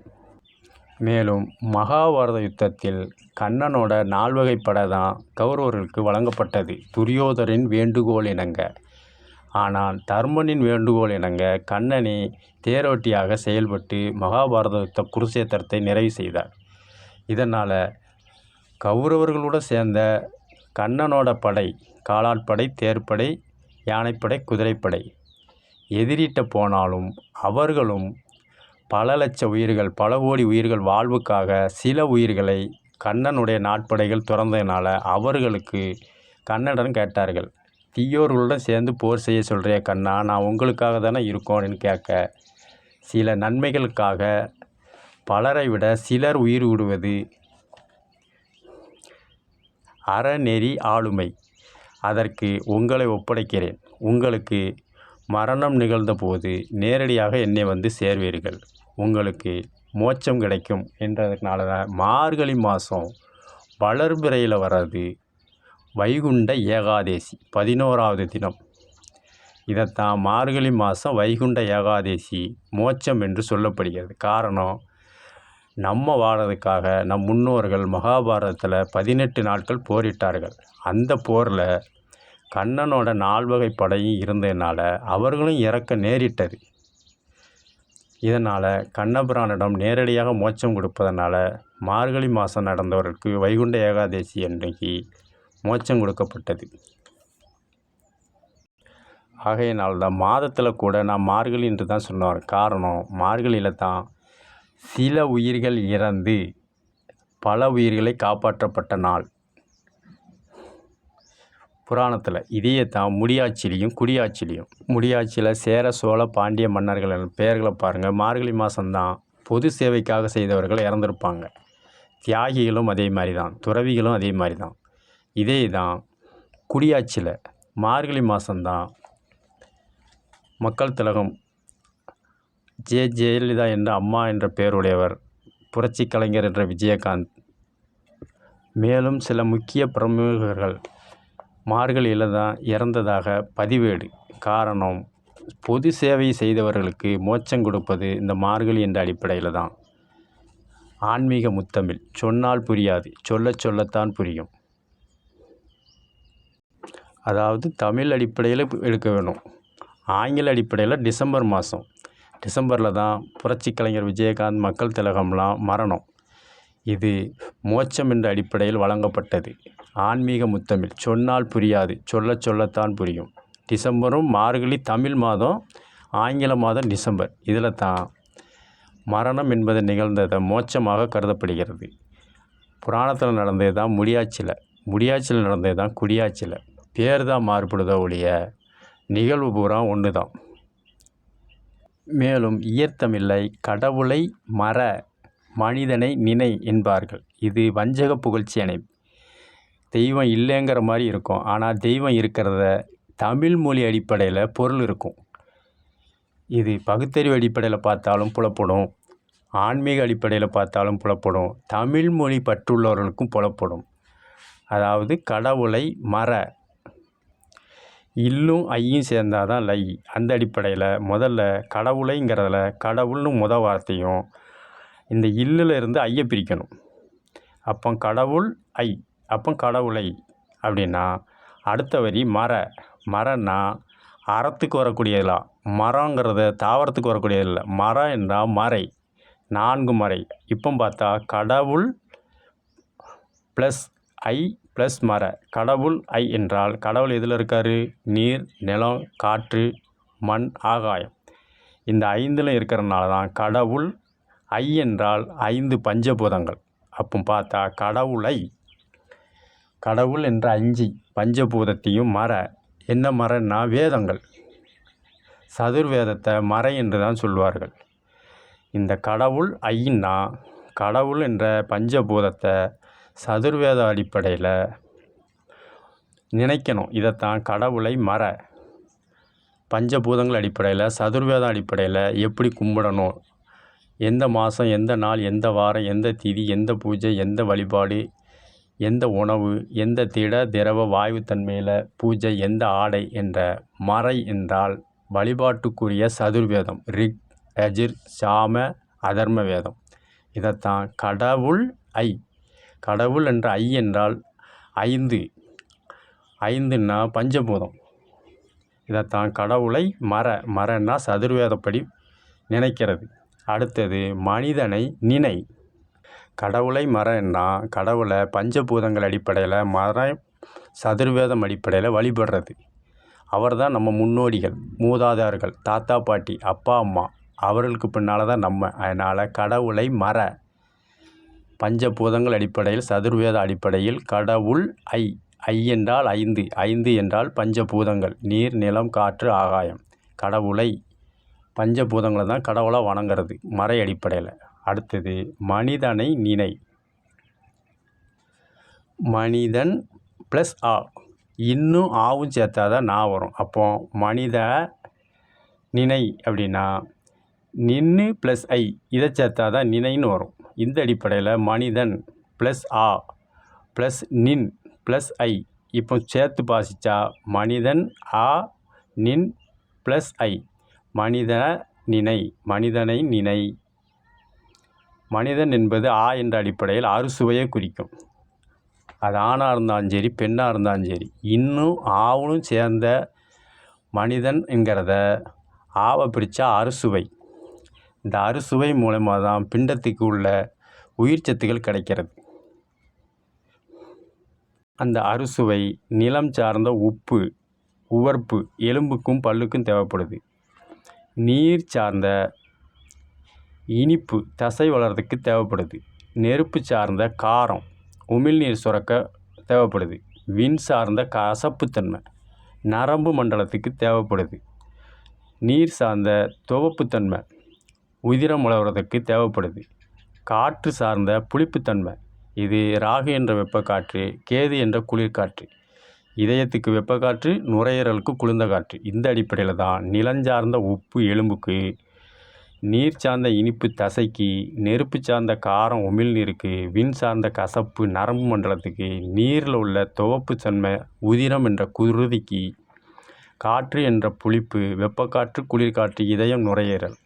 இதைத்தான் மனிதன் ஆ அப்படின்னா மனிதனுக்கு தேவையான ஆ என்றால் அறுசுவை. இந்த மூலியமாக உயிர் சத்துக்கள் கிடைக்கிறது. இப்போ மனிதனை நினை என்றால் மனிதன் என்ற தனி சொல்லும் இன்னில் ஆவை பிரிச்சுக்கிட்டு அரிசுவை, மனிதனுக்கு தேவையான அறுசுவை. நினை என்றால் நின்று ப்ளஸ் ஐயை பிரித்தோம்னா பஞ்சபூதங்கள் அடிப்படையில் நினைக்கணும். இதைத்தான் கடவுளை மர, மனிதனை நினை. அறுசுவை அடிப்படையில் பஞ்சபூதங்களை மனிதனுக்கு சேர்க்கறது தான். கடவுளை நினை மர சதுர்வேத அடிப்படையில் வழிபாட்டு முறை. மனிதனை நினை அறுசுவை அடிப்படையில் பஞ்சபூதங்களில் உள்ளது. வேற்றுமையில் ஒற்றும். அண்டம் வேறு பிண்டம் வேறு என்றாலும் வேற்றுமையில் ஒற்றுமை. இந்த வாசகம் இயற்தமிழில் கடவுள் இல்லைங்கிற சொல்கிற மாதிரி இருக்கும். ஆனால் வஞ்சக புகழ்ச்சி அணியில் இல்லை என்ற ஒரு பொருளை இருக்குது என்பதற்காகவோ தமிழ் மொழி அடிப்படையிலும் ஆன்மீக அடிப்படையிலும் பொருள் உணர்ந்தால் புரியும். கடவுளை மர பஞ்சபூதங்கள் அடிப்படையில் வழிபாடு. மனிதனை நினை. மனித ஆ என்றால் அறுசுவை அடிப்படையில் அவனை வளர்ச்சியோடுறது, ஆரோக்கியமாகிறது. ஆன்மீக முத்தமிழ். சொன்னால் புரியாது, சொல்லத்தான் புரியும். ராமகாவியத்தில் சீதையை மீட்கச் சென்ற ஜடாயுவை ராவணன் வெட்டி வீழ்த்தினான். இதன் ஈமச் சடங்குகளை ராமன் செய்தான். அப்போ தர்ப்பணம் என்பது எல்லா உயிர்களுக்கும் பொதுவானது என்று புராணத்திலே வரையறுக்கப்பட்டது. இதில் ஆண் பெண் அர்த்தநாதீஸ்வரர் பாகுபாடு கிடையாது. ஜடாயு என்றதற்கு ராமபிரானே ஈமக்காரியங்களை செய்தார். இது புராண பதிவேடு. ஆன்மீக முத்தமிழில் புராணத்தில் உள்ளது தான் முடியாச்சில் உள்ளது தான் குடியாச்சில். பேர் மட்டும்தான் மாறி இருக்கக்கூடிய பொருள் எல்லாம் ஒன்று தான்.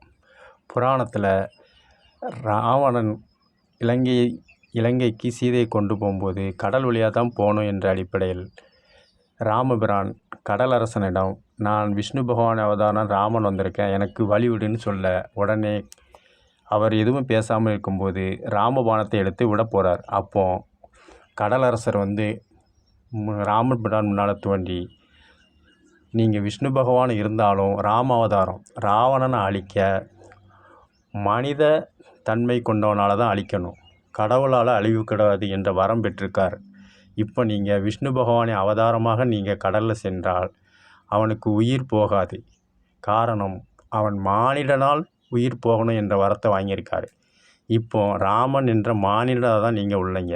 அதனால் இந்த கடல் வழி பயணத்தை விஷ்ணு பகவான் என்ற முறையில் உங்களுக்கு அறநெறிப்படி நான் வழிவகை செய்ய முடியாது. அப்படி செய்தால் எதிர்கால சந்ததிகளுக்கு தெய்வமே விதியை மீறிட்டு அப்போ நம்மளே செஞ்சான்னு அவச்சொல்லுக்கு நேரிடும். அதனால் பஞ்சபூதங்களில் ஒன்றான கடல் அரசன் நீர் சார்ந்தது தெய்வமாகிய விஷ்ணு பகவானிடம் ராமாவதாரத்தில் இருந்த உபதேசம் சொன்னார். அதற்கு ராமபிரானும் ஏற்றுக்கொண்டு அறநெறி மீறி நடந்தால் யாராக இருந்தாலும் தவறுகளை சுட்டி காட்டணும் என்பதற்காக அதற்கு பரிகாரம் கேட்டார் கடலரசன்ட ராமபிரான். அதற்கு கடலரசனும், உங்கள் வானர கூட்டத்தில் நீலன் நலன் என்று 2 வானரங்கள் இருக்கிறது. அவர்கள் குழந்தை பருவத்தில் குடியில் வாழ்ந்த ஒரு முனிவரிடம் பூஜை பொருள்களை அவர் குளிக்க செல்லும் பொழுது எடுத்து நீரில் போட்டுக்கிட்டே இருக்கிறத பழக்கமாக வச்சிருந்தது. இதை அறிந்த அந்த முனிவர் அந்த நீலன் நலன் என்ற வானரங்களுக்கு சிறு வானரங்களாக இருந்தபோது, அதாவது குழந்தை பருவத்தில் இருக்கும்போது, நீங்கள் இனிமேல் எதை நீரில் தூக்கி போட்டாலும் மிதக்கணும்னு சாபம் விட்டுறாரு. இதனால் அப்போ அவங்களுக்கு காரணம் இல்லாமல் காரியமில்லை என்ற ஈர்த்தம் இல்லை. இப்படி ஒரு நிகழ்வு நடக்கப் போகுது என்று முன்னே அறிந்துதான் அவர்களுக்கு அந்த குரங்கு சேட்டை என்ற அடிப்படையில் முனிவரின் பூஜை பொருட்களை நீரில் போட, அதன் அடிப்படையில் கோபம் கொண்டு அந்த முனிவர் நீலன் நனல் என்ற சிறு வயது வானரத்திற்கு நீங்கள் எதை நீரில் போட்டாலும் மிதக்கணும்னு சாபம் விட்டுட்டார். இதை பயன்படுத்தி இப்போ அவர்கள் வாலிப பருவத்தில் வந்துட்டாங்க. தவறு செஞ்சது குழந்தை பருவம், இப்போ வாலிப பருவத்தில் வந்துட்டாங்க. அந்த வாலிப பருவத்திலும் வானர கூட்டத்தில் நிற்காங்க நீலன் நலன் என்ற 2 வானரங்கள். அவர்கள்ட்ட நீங்கள் கல்லை புறம் தூக்கி கொடுங்க. அவங்க கையில் பட்டோடனே கல் மிதக்க ஆரம்பிச்சிடும். நீங்கள் போட்டால் கல் மிதக்காது. அதனால் இந்த பரிகாரம் அடிப்படையில் நீங்கள் தொட்டு வானரத்தை கொடுத்து, என் கடலரசன் என்ற அடிப்படையில் நீர் பஞ்சபூதங்களில் ஒன்றான நீரின் மேல் போட்டு, நிலம் என்ற அடிப்படையில் வாயு அடிப்படையிலும், வெப்பக்காற்று குளிர்காற்று என்ற ராகு கேது அடிப்படையிலும், ஆகாயம் சார்ந்த 16 வகை திதி அடிப்படையிலும், பனி கோடை காற்று என்ற 4 பருவங்கள் அடிப்படையிலும் பாலங்களை உருவாக்கலாம் என்றார். இது மேலோட்டமாக சொன்னால் புரியாது, சில உதாரணங்கள் சொன்னால் புரியும். இந்த அடிப்படையில் தான் நீலன் நலன் என்ற அடிப்படையில் உள்ள கல்லை தூக்கி அவர் கையில் கொடுக்கும்போது கடலில் போடும்போது மிதக்க ஆரம்பிச்சது. அதையே பாலமாக கட்டி ராமர் பாலமாக சென்று சீதையை மீட்டு வந்தார். காரணம், அறநெறிப்படி தெய்வமே மனிதனாக மனித வடிவில் வாழ்ந்திருக்கு. விதி மீறினதுக்கு அவருக்கும் தண்டனை கிடைச்சது. அதை புராண பதிவேட்டில் குறிப்பிடுறது தான் ராமர், கடலரசன், நீலன் நலன் என்ற புராண வழிபாட்டு மிதக்கும் கடல் நீர் பாலம். ஆன்மீக முத்தமிழ் சொன்னால் புரியாது, சொல்லத்தான் புரியும். இதைத்தான் முடியாட்சிலையும் குடியாட்சிலையும் புராணப்படி ஆடி மாதம் ராவணன் மாண்டது. அப்போ தமிழ்நாட்டில் ராமேஸ்வரத்தில் தான் பாலம் கட்டியிருக்காங்க. தமிழ்நாட்டில் ஆடி மாதம் என்ன பருவநிலைன்னு பார்க்கணும். ஆனி ஆடி, வைகாசி ஆனி ஆடி இந்த 3 மாதமும் காற்று காலம். இயற்தமிழில் ஆடி காற்றுல அம்மியும் நகரும்பாங்க. கல்லே பறக்கக்கூடிய தன்மை உண்டு. அப்போ தமிழ்நாட்டில் நடந்தது பருவ காலங்கள் அடிப்படையில் காற்று காலம். இந்த அடிப்படையில் வெப்பக்காற்று குளிர்காற்று அடிப்படையில் எந்த ஒரு பொருளும் கீழே உள்ள பொருள் மேலே போகும், மேலே உள்ள பொருள் கீழே வரும். கடலில் உள்ள தட்பவெப்பநிலை மாறுபடும், காரணிகள் மாறுபடும். 16 திதி அடிப்படையில் இதை மேலும் புரிகிற மாதிரி சொன்னோம்னா, உதாரணத்துக்கு வெப்பக்காற்று என்ற நீர்த்தன்மையில் உள்ள எண்ணெயில் மாவினால் செய்த பலகாரங்கள் செய்வோம். கடலெண்ணெய் சூடுபடுத்தி அந்த வெப்பக்காற்று அடிப்படையில் கடலை மாவில் பச்சி, மிளகா பச்சி, போண்டா, சுசியம், அதிரசம், வடை இப்படி எல்லா பதார்த்தத்துக்கும் போடுவோம். அப்போ போடும்போது இது சமையல் கலைஞர்களுக்கு புரியும், பிறருக்கு புரிய வாய்ப்பு கிடையாது. இப்படி பலகாரங்கள் சுடும்போது அந்த பலகாரங்கள் ஒன்றோடு ஒன்று ஒட்டிக்கொள்ளும். நாம் தனித்தனியாக தான் போடுவோம். அந்த வெப்பக்காற்று, குளிர்காற்று, சூடுத்தன்மை, நீர்நிலையில் உள்ள எண்ணெய், இந்த பஞ்சபூத காரணிகளால் பலகாரங்கள் ஒன்றோடு ஒன்று ஒட்டிக்கொள்ளும். இந்த அடிப்படையில் தான் தமிழ்நாட்டில் ராமேஸ்வரத்தில் ஆடி மாதம்தான் ராவணன் இறந்தான். அப்போ பாலம் கட்டினது ஆணியில் தான் கட்டியிருப்பாங்க. வைகாசி, ஆனி, ஆடி இந்த 3 மாதமும் தமிழ்நாட்டில் காற்று காலம். இந்த அடிப்படையில் வெப்பக்காற்று குளிர்காற்று மூலியமாகவும் கடல் சீற்றத்தினாலும் அலையின் தன்மையினாலும் பாறைகள் மண் என்ற அடிப்படையில் நடக்கும்போது அதில் உள்ள வேதிப்பொருட்கள் கையில் பட்டு உள்ளங்கையில் உள்ள உப்புச்சத்து என்ற நீரும் கடலில் உள்ள உப்புச்சத்து என்ற நீரும் உராய்வு மூலமாகவும் வெப்பக்காற்று என்ற ராகுவும் குளிர்காற்று என்ற கேதுவும் கலவை அடிப்படையில் பலகாரம் செய்யும்போது எப்படி ஒன்றோடு ஒட்டிக்கிடுதோ அதே மாதிரி அந்த கற்களை வேதி மாற்றத்தின் மூலம் மண் என்ற வேதி மூலம் மனித உடம்பில் உள்ள வேர்வை, சுவாசம், பருவக்காற்று வைகாசி, ஆனி, ஆடியில் தமிழ்நாட்டில் பருவக்காற்று இங்கே குறிப்பிட்டிருக்குது. தமிழ்நாட்டில் தமிழ் மொழி அடிப்படையில் ஆன்மீகம், தமிழ் மீதும் பற்று வேணும், ஆன்மீகத்தை மேலும் பற்று வேணும். அந்த அடிப்படையில் ஏற்கனவே சொன்ன மாதிரி இந்த பலகாரம் எப்படி ஒட்டிக்கிடுதோ அதே மாதிரி தான் அந்த பாறைகளும் ஒட்டி கொண்டு ஒன்றோடு ஒன்றாக மிதக்க ஆரம்பித்தது. இது வாயுத்தன்மையில் கெட்டக்கூடியது. காரணம், பாறை என்பது ஒரு வேதிப்பொருள், கடற்கரை மணல் என்பது வேதிப்பொருள். கடற்கரையில் நாம் உலாவும் போது நம் மீது படக்கூடிய பருவக்காற்று ஒரு வேதிப்பொருள்.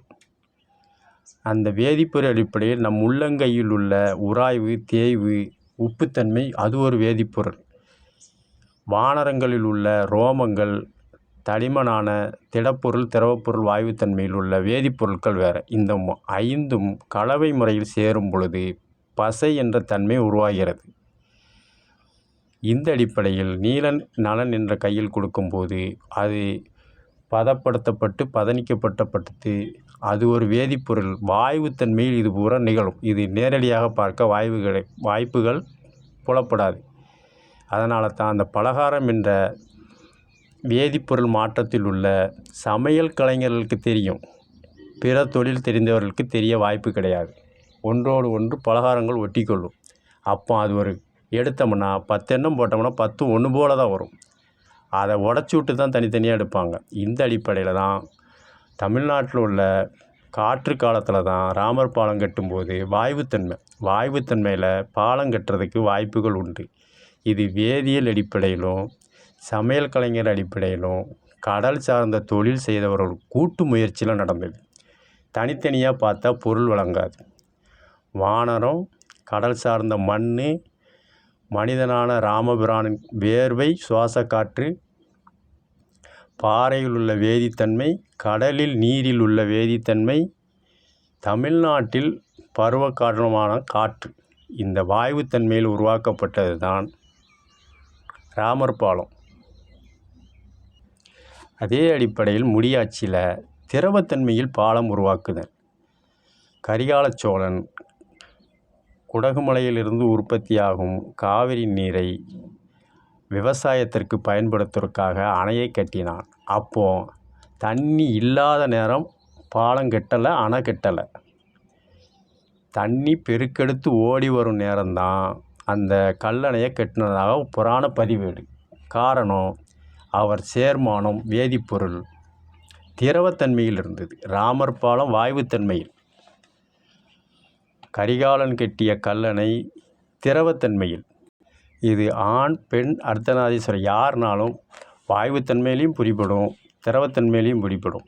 ஆற்று நதிக்கரையில் குளிக்கும்போது, ஆற்று மணல் நாம் நிற்கும்போது, அதிக வெள்ளம் வரும்போதோ, நீர் ஊடுருவி செல்லும் போதோ நம்மளே அறியாமல் கால் மணல் அரிப்பு ஏற்பட்டு நம் காலே நம் மணல் மூலம், நாம் நிற்கும் மணல் மூலம் மூடப்பட்டு அங்குமிங்கும் அசைய முடியாத நிலையில் உருவாவதை நாம் நேரடியாக ஆற்றில் நீராடுபவர்களுக்கு புரியும்.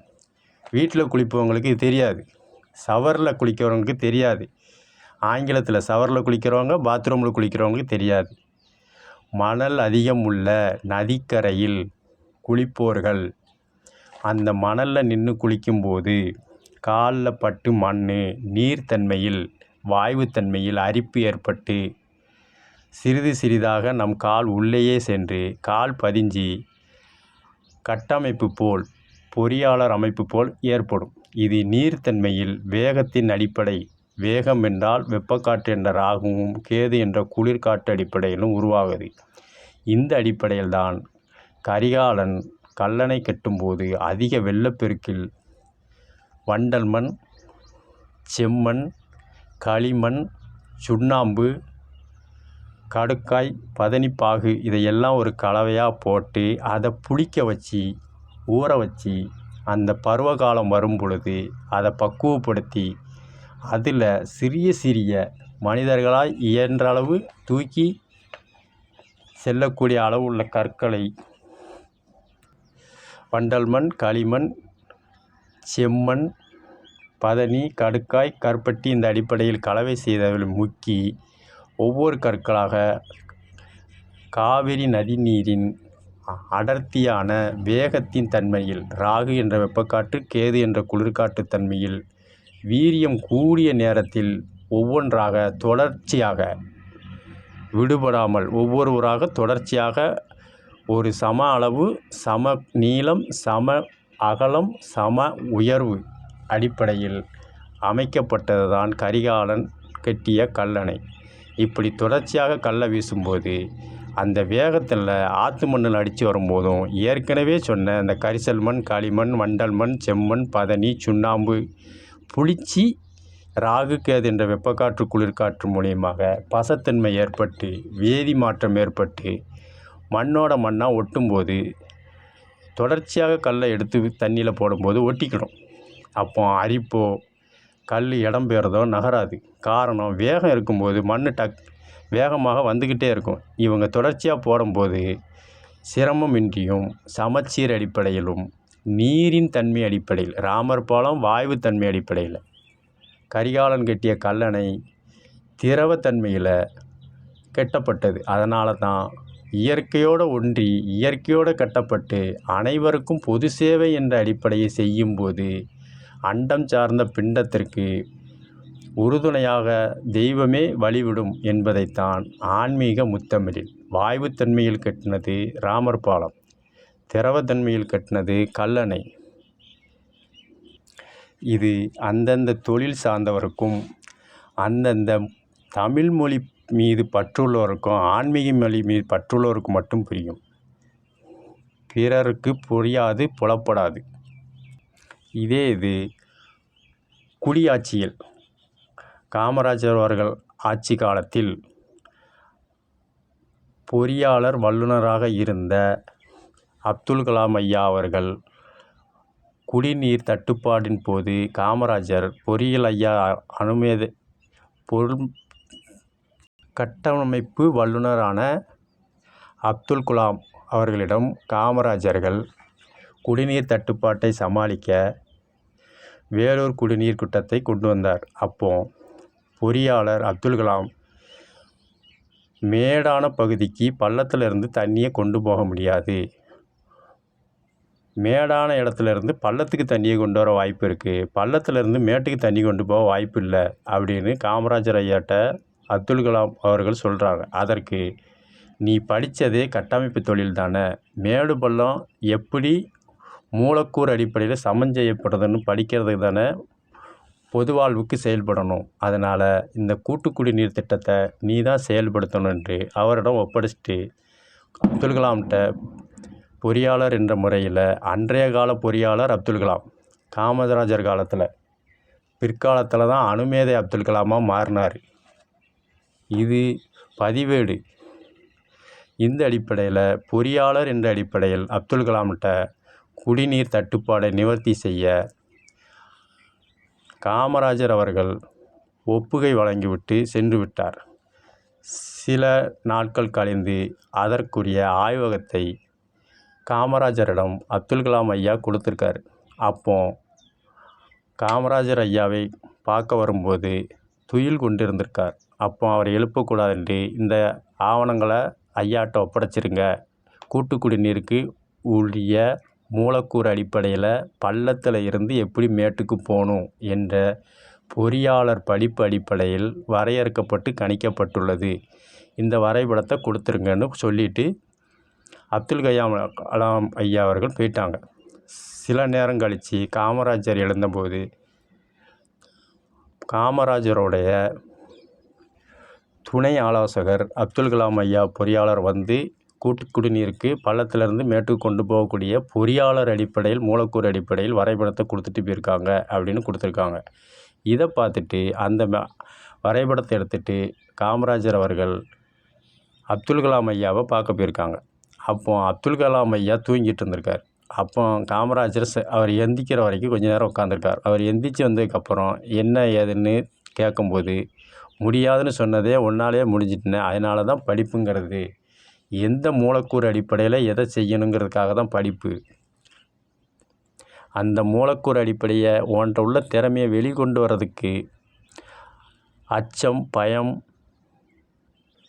உயர்வு, தாழ்வு என்ற பாகுபாடு இருந்ததுனால தான் உனக்கு தடைப்பட்டது.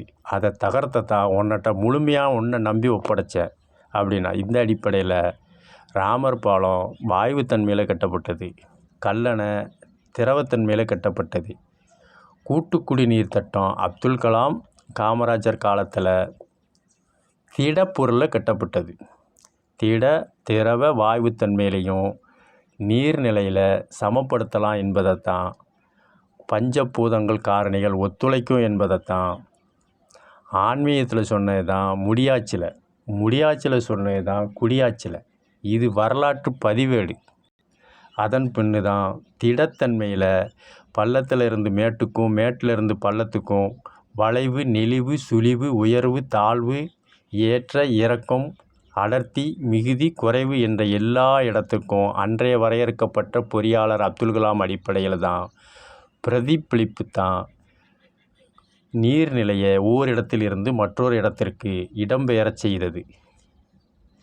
ஆன்மீக முத்தமிழில் உள்ளது தான் முடியாட்சியில், புராணத்தில் உள்ளது தான் முடியாட்சியில் உள்ளது தான் குடியாட்சியில். பேர் தான் மாறுபடுத ஒழிய திட திரவ வாயுத்தன்மையில் ராமர் பாலம், திரவத்தன்மையில் கல்லணை, திடத்தன்மையில் அப்துல் கலாம் காமராஜர் காலத்து கூட்டு குடிநீர் திட்டம். இது வரலாற்று பதிவேடு. ஆன்மீக முத்தமிழ். சொன்னால் புரியாது, சொல்லத்தான் புரியும். காரணம், பல உயிர்கள் வாழ சில உயிர்கள் இடர்பாடுகளையும் இன்னல்களையும் துயரங்களையும் துன்பங்களையும் பிறர் சொல்லும் நயவஞ்சக சொல் சுடுகளையும் ஏற்றுக்கொண்டு அவர்களுக்கு பிரதிபுரபாரமாக செய்யும் பொது சேவை. புராணத்தில் உள்ளது தான் முடியாட்சியில் உள்ளது தான் குடியாட்சியில். ஆன்மீக முத்தமிழ். சொன்னால் புரியாது, சொல்லத்தான் புரியும். வாயுத்தன்மையில் உருவாக்கப்பட்ட ராமர் பாலம் சமையல் கலைஞர்களுக்கும், கடல் சார்ந்து வாழும் உயிரினங்களுக்கும், கடல் சார்ந்து மீன்பிடி தொழில் செய்வோருக்கும் புரியும். காரணம், அங்குள்ள உப்பு காற்று, அங்கே இருக்கும் மணல். இந்த அடிப்படையில் வேதிக் கலவையில் ஒரு பொருள் திடவு பொருள் சேர்மானமாக மாறுவதற்கு வாய்ப்புகள் உண்டு. இதே அடிப்படையில் நீர்நிலை சார்ந்து வாழும் இருப்பதற்கு முடியாட்சியில் கரிகாலன் கட்டிய கல்லணை புலப்படும். இது திரவத்தன்மையில் உருவாகின கல்லணை. திடத்தன்மையில் காமராஜர் அவர்களும் அப்துல் கலாம் அவர்களும் கூட்டு முயற்சியில் திட தன்மையில் உருவான கூட்டு குடிநீர் திட்டம். ஆன்மீக முத்தமிழ். மேலும் ராமகாவியத்தில் சீதை பழுதடையவில்லை, சேதாரமடையவில்லை, பிறர்கள் சொல்லும் நயவஞ்சகத்தால் சுட்டே எரிப்பதற்கு முன்பே அவள் தூய்மையானவள், நேர்மையானவள் என்பதை நிரூபிக்கவே அக்னி பிரவேசம் செய்ய சொன்னார் ராமபிரான் ராவணனிடமிருந்து மீட்டு வந்த சீதையிடம். காரணம், சீதை சுனையா என்ற திரவத்தன்மையிலுள்ள தாய்மைக்கு பிறந்தவள் அவதாரமாக. ராமர் நீர்நிலையில் உள்ள பார்க்கடலில் உள்ள விஷ்ணு பகவானின் மறு அவதாரம். இந்த நீரும் நெருப்பும் சேரும்போது பாதிப்பு இருக்காது. நேருக்கு எதிராக இருந்தாலோ எதிர்க்கு நேராக இருந்தாலோ பிரதிபலன்கள் மாறுபடும். இந்த அடிப்படையில் தான் நீர்த்தன்மையில் உள்ள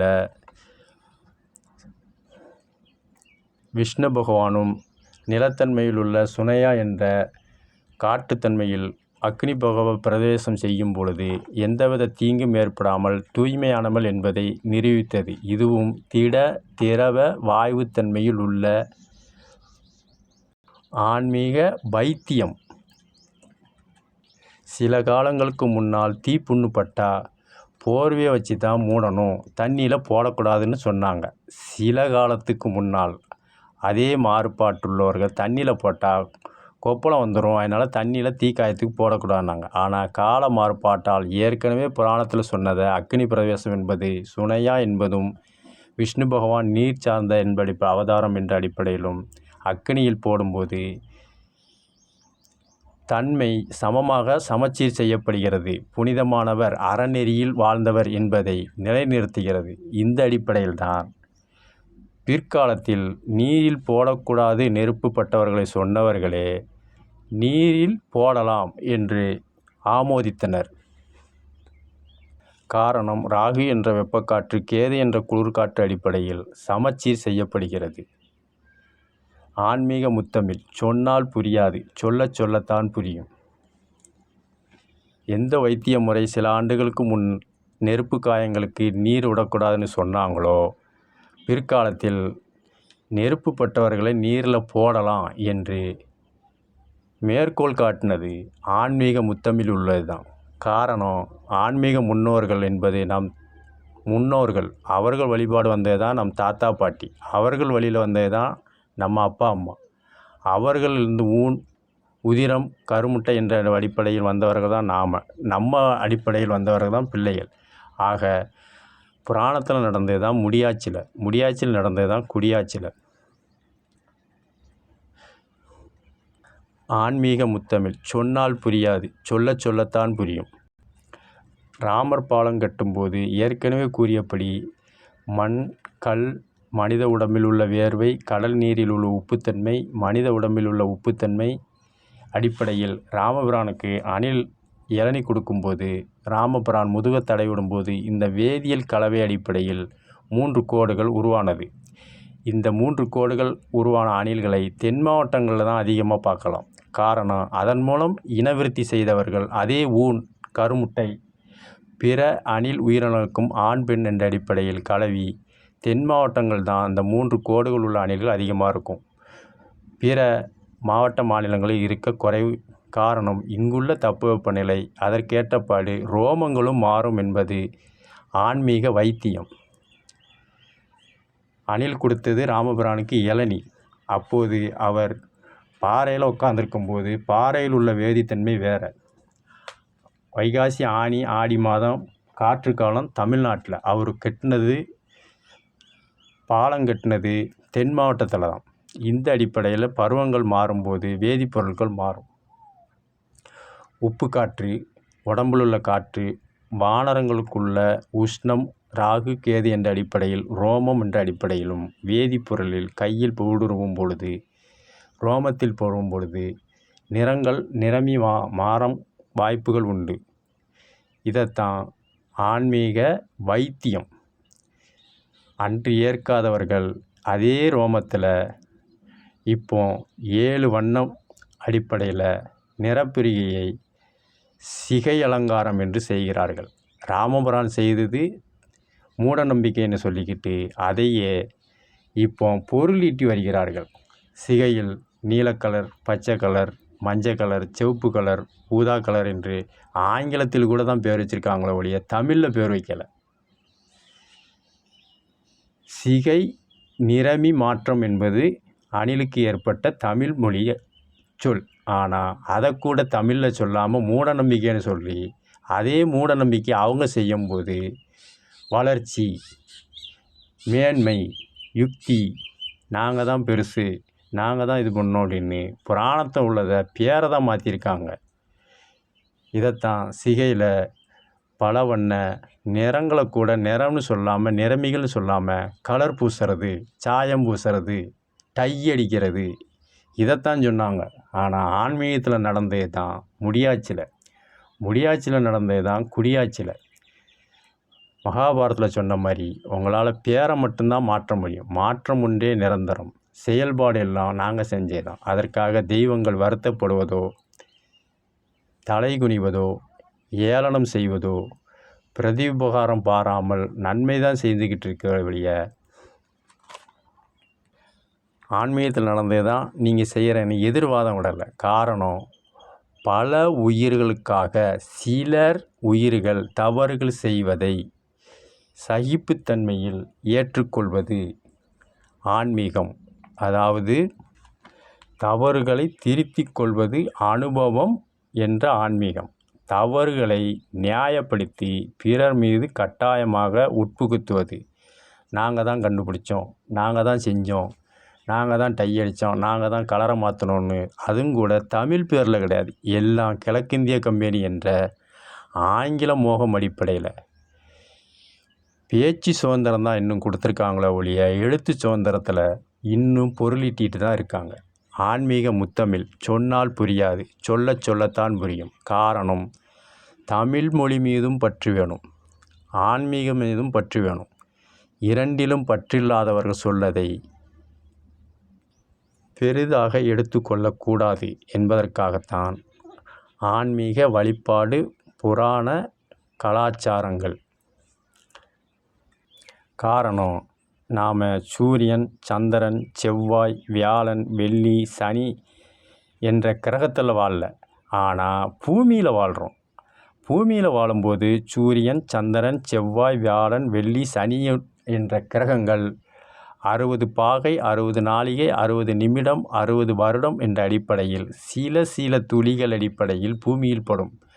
அப்போ நீர், நிலம், காற்று, ஆகாயம், பூமிகள் தட்பவெப்பநிலை மாறும். இதற்கு ஏற்றபடி வாழணும்னு தான் ஆன்மீகத்தில் ஆச்சாரம், கலாச்சாரம், வழிபாடு, மாதம், பருவம், நாள், திதி அடிப்படையில் மாறுபடும். இந்த அடிப்படையில் தான் திட, திரவ, வாயுத்தன்மையில் உணவுகள் பரிமாறப்படுகிறது. ஆன்மீக முத்தமிழ் சொன்னால் புரியாது, சொல்லத்தான் புரியும். நமக்கு நாமே வாழ்வது தான் வாழ்வாதாரம், பிறர் சொல்லி வாழ்வது பொருளாதாரம். நமக்கு தேவை வாழ்வாதாரம். இதைத்தான் ஆன்மீக முத்தமிழில் வரையறுக்கப்பட்டு கணிக்கப்பட்டுள்ளது. காரணம், நம் ஆன்மீக ஆன்றோர்கள், மூதாதையர்கள், முப்பாட்டன்கள் செஞ்சதைத்தான் அவர்கள் உயிரணுக்கள் கருமுட்டையில் உள்ள இனச்சேர்க்கையின் மூலமாக நம் தாத்தா பாட்டி, நம்ம தாத்தா பாட்டியின் உள்ள அடிப்படையில் தான் நம்ம அப்பா அம்மா, அவர்கள் அடிப்படையின் மூலக்கூறு தான் நம்ம. அப்போ அவர்களுக்குள்ள பிரதிபலிப்பு தான் நமக்கு வரும். அவர்களுக்கு ஏற்பட்ட தட்பவெப்ப காரணத்தினால் ஏற்பட்ட பிணிகள் தான் நமக்கும். இதை சமம் செய்வது தான் ஆன்மீக வைத்தியம், வழிபாடு. ஆன்மீக முத்தமிழ்